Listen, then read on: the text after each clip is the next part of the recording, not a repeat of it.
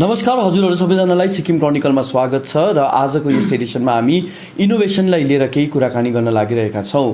हामी सबैलाई थाहा छ कि बिसुहाङ सुब्बा जो सिक्किमको इनोभेटर हुनुहुन्छ, उहाँले टाइम एन्ड अगेन आफ्नो इनोभेसन्स हामी माझ लिएर आइरहनुहुन्छ।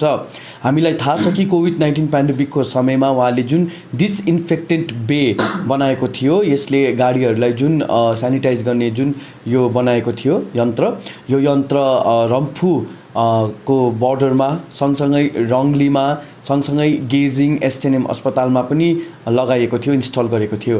र आज चाहिँ बिसुहाङ सुब्बाले एउटा नयाँ इनोभेसन लिएर आउनुभएको छ। अनि यो इनोभेसन के हो, यो हामी यो भिडियोमा हेर्नेछौँ। यो चाहिँ ह्यान्डको लागि हो। अब तपाईहरुले यसरी टिप्दै तपाईहरुले मोबाइललाई पार्न सक्नुहुन्छ।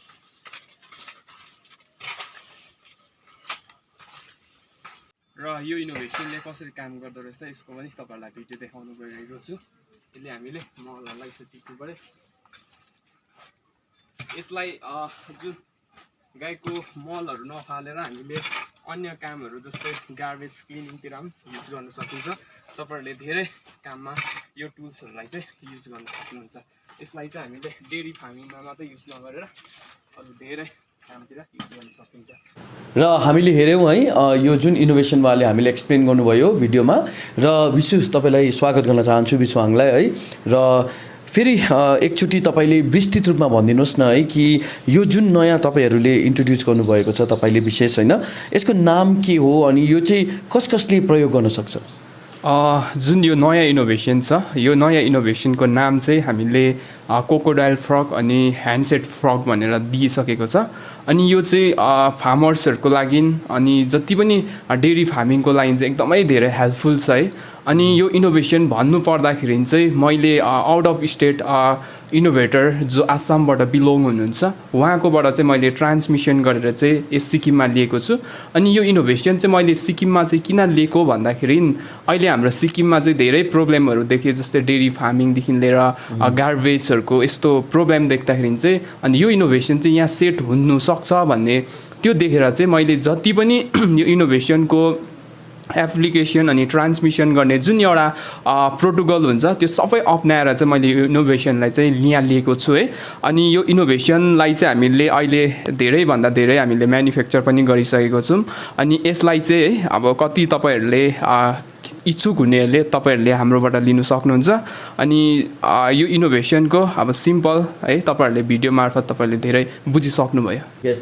र कस्तो लाग्छ कि मानिसहरूले विशेष त है गार्बेज कलेक्सनमा अनि यो जुन बस्तीहरूतिर यो पत्कर भयो गोबरहरू सोर्नमा धेरै नै सहयोग हुँदो रहेछ नि है। अनि यो आइडियालाई चाहिँ अझै अब बस्ती बस्ती पुर्याउनु छ होइन। र के सोच्नु भएको छ, कतिको मतलब मानिसहरूले अपनाउला जस्तो लाग्छ यो क्रिएटिभिटीलाई? अब हामीले चाहिँ स्टेप फर्दर चाहिँ के लिएको छ भन्दाखेरि जति पनि यो इनोभेसनहरू छ है समाजको प्रेसिडेन्टहरूसँग बात गरेर है अनि त्यो समाजमा गएर चाहिँ हामी डेमो गरेर चाहिँ त्यहीँ दिने हामीले त्योहरू चाहिँ प्लानिङ गरिसकेको छ। यस एब्सोल्युटली। र एउटा कुरो म सोध्न चाहन्छु तपाईँलाई है, तपाईँले जुन सफा गर्ने सफाई कर्मचारीहरूको निम्ति पनि एउटा टुल डेभलप गर्नुहुँदैछ, यो टुल चाहिँ के को बारेमा हो? जुन यो टुल्स छ यो टुल्स भनिसक्दाखेरि मैले यो स्टेटको प्रोजेक्टबाट लिएको छु, यो सिएम फन्डबाट। यो टुल्सको नाम चाहिँ सिना मल्टी टुल्स भनेर मैले नाम दिएको छु। अनि आज भर्खरै मैले सिएम सरलाई भेटेर उहाँकोबाट मैले चेक पनि रिसिभ गरेको छु यो कामको निम्ति है, यो कामलाई फर्दर गर्नको निम्ति। अनि यो सिना टुल्स चाहिँ अब यो पछि चाहिँ सिक्किमको जति पनि सफाई कर्मचारी जो सिक्किममा चाहिँ के भइरहेको प्रब्लम देखेँ भन्दाखेरि हाम्रो सिक्किमको सफाई कर्मचारी अब कोदाली झाडुहरू है अन्त यस्तो धेरैवटा टुल्सहरू बोक्नुमा चाहिँ धेरै प्रब्लमहरू मैले देखेँ। अनि त्यो देख्दाखेरि चाहिँ मेरो सोचाइ भयो कि यस्तो खाले टुल्स सेट गर्छु जुन टुल्सलाई चाहिँ एउटा सानो ब्यागमै अड्न सक्ने, तर त्यो टुल्सबाट चाहिँ अब अरू धेरैवटा अब मल्टी फङ्सनल है मल्टी टुल्सहरू चाहिँ अब बनिनु सक्ने। अनि त्यहाँबाट अब त्यही ब्यागमा सिम्पल अट्ने है तर एउटै टुल्सबाट चाहिँ अब अरू धेरै टुल्सहरू सेट हुने त्यस्तो खाले सिना मल्टी टुल्स चाहिँ मैले अब फर्दर गर्नेवाला छु। हजुर र तपाईँलाई गभर्मेन्टले जहाँसम्म मलाई थाहा छ है जब पनि अफर गरेको थियो है एउटा क्याजुअल जब अफर गरेको थियो होइन डिजास्टर म्यानेजमेन्टमा जहाँसम्म मलाई थाहा छ तर तपाईँले एक्सेप्ट गर्नु भएन त्यो जब है किन चाहिँ तपाईँले यो डिसिजन लिनुभयो किनभने अहिले त मानिसहरूले हेऱ्यो भने गभर्मेन्ट जब सरकारी नोकरी भन्छ नि त तपाईँलाई त जब तपाईँको क्रिएटिभिटी देखेर चाहिँ गभर्मेन्टले जब अफर गर्नुभएको थियो होइन क्याजुअल भए पनि होइन तपाईँले एक्सेप्ट गर्नु भएन नि thank you for this question है यो क्वेसन चाहिँ तपाईँले सोध्नु भएकोमा चाहिँ मलाई धेरै नै खुसी लाग्यो अहिले भन्नुपर्दाखेरि है सिक्किममा अहिलेको यङ युथहरूदेखि लिएर सबैले नै एउटा गभर्मेन्ट जब गर्नुपर्छ भन्ने एउटा मेन्टली माइन्डसेटमा लिन्छ है अन्त मैले पनि फर्स्टमा त त्यही सोच्थेँ म पनि एउटा गभर्मेन्ट जब गर्छु भनेर अनि बादमा चाहिँ मेरो टर्निङ पोइन्ट आयो कि म चाहिँ गभर्मेन्ट जब गर्दिनँ भनेर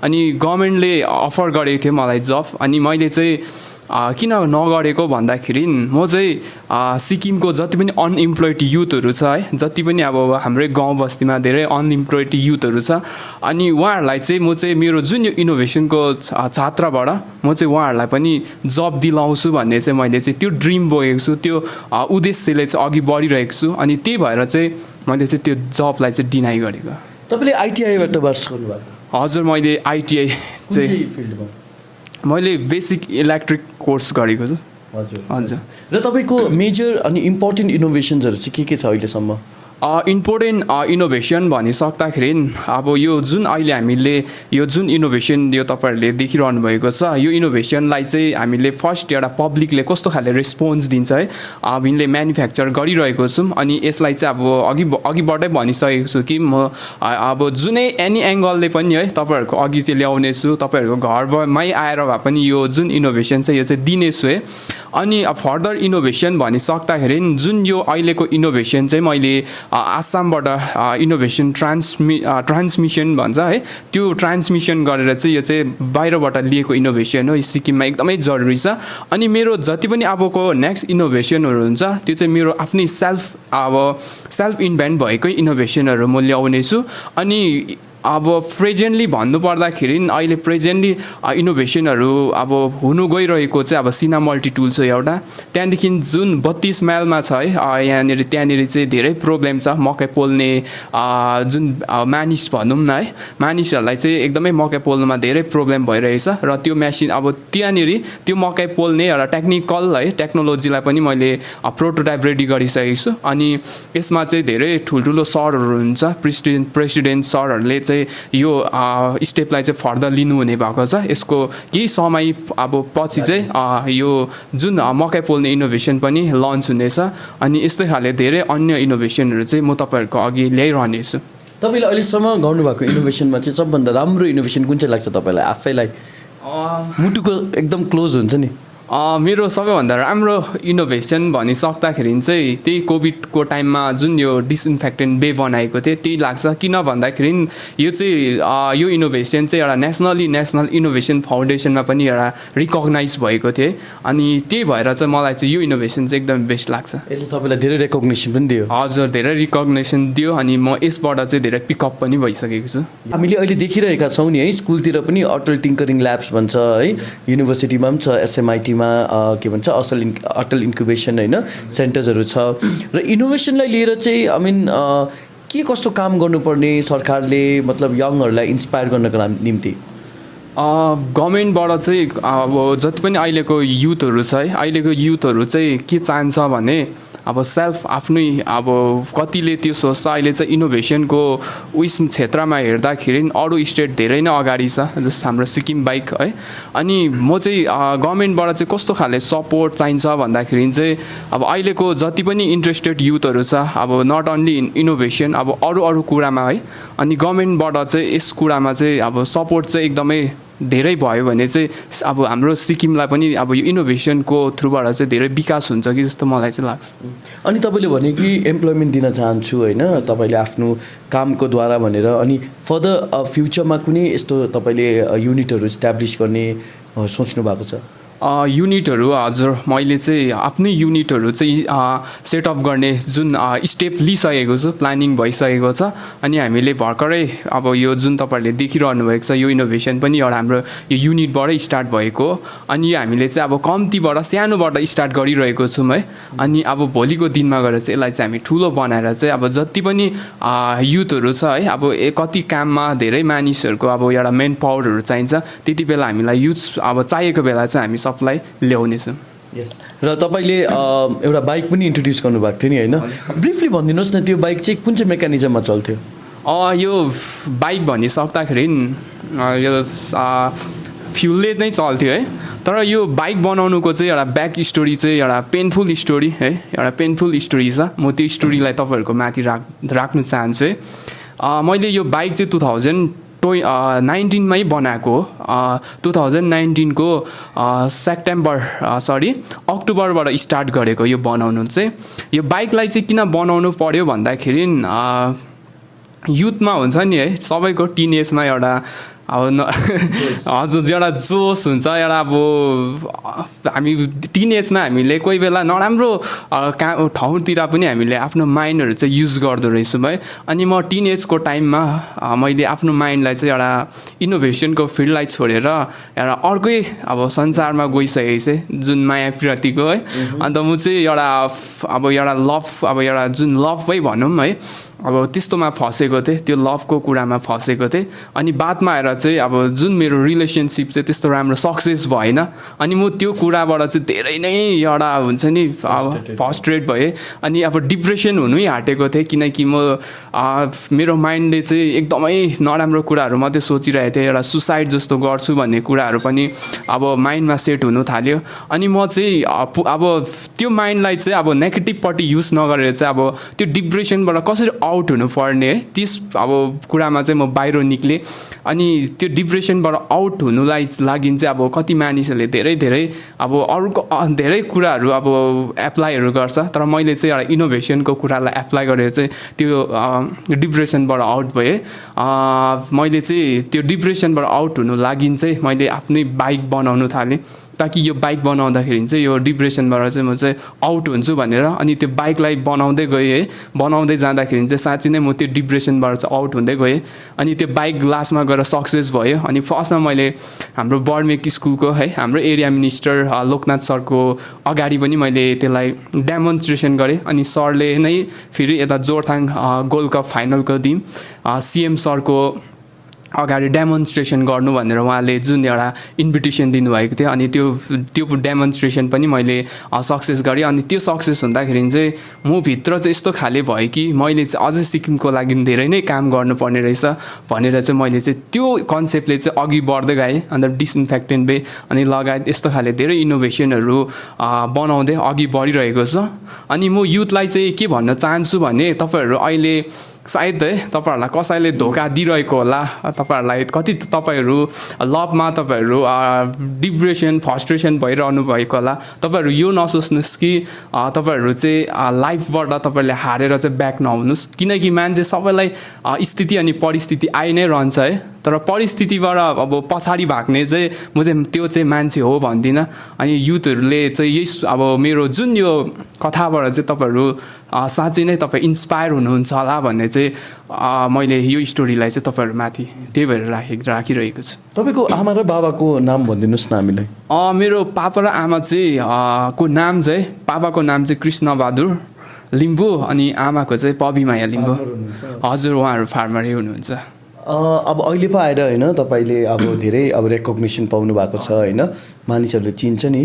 तर स्ट्रगलिङ डेजहरू पनि थियो होइन, त्यति बेला पनि अब तपाईँको फ्यामिलीले पनि एउटा प्रेसर त दियो होला गभर्मेन्ट काम गर्नु अथवा केही गर्नु भनेर है। त्यो जब फर्केर हेर्नुहुन्छ नि अब स्ट्रगलिङ डेजहरू कस्तो थियो? मेनली अब प्रेसर त हुन्छ, एउटा हरेक अब प्यारेन्ट्सको एउटा आफ्नो छोराछोरीमाथि एउटा ठुलो सपना हुन्छ है। अनि मेरो प्यारेन्ट्सलाई मैले जुन यो जबलाई डिनाई गरेको कुरालाई मैले राख्दाखेरि चाहिँ सबैभन्दा बेसी चाहिँ मेरो पापा चाहिँ अलिक मन दुखाउनु भयो है। अब त्यत्रो अफर पाउँदा पनि किन नगरेको भन्ने। अनि मैले चाहिँ केही एन्सरै दिइनँ है, किनकि म चाहिँ बेसी थ्योरिकली होइन एउटा प्र्याक्टिकली रूपमा चाहिँ हर कुरालाई बताउनु मनपर्छ है। अनि त्यस्तो खाले प्रेसर भयो, बेसी चाहिँ मलाई प्यारेन्ट्सबाटै प्रेसर भयो जब किन नगरेको भन्ने। अनि अरू सोसाइटीहरूले पनि चाल पायो है, जब गर्नु पर्थ्यो नि, जब गर्दै तैँले यताको काम पनि गर्दा हुन्छ नि भन्ने त्यस्तो खाले भयो।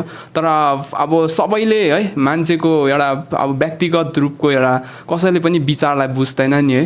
अनि त्यही भएर चाहिँ म चाहिँ आफ्नै विचारलाई नै अब एउटा पोजिटिभ रूपमा अघि राखेर चाहिँ अघि बढिरहेको छु। अनि तपाईँ आफूमा सेल्फ कन्फिडेन्ट र विश्वास पनि छ कि फर्दर गएर तपाईँले धेरै मानिसहरूलाई इम्प्लोइमेन्ट दिनुहुन्छ होइन?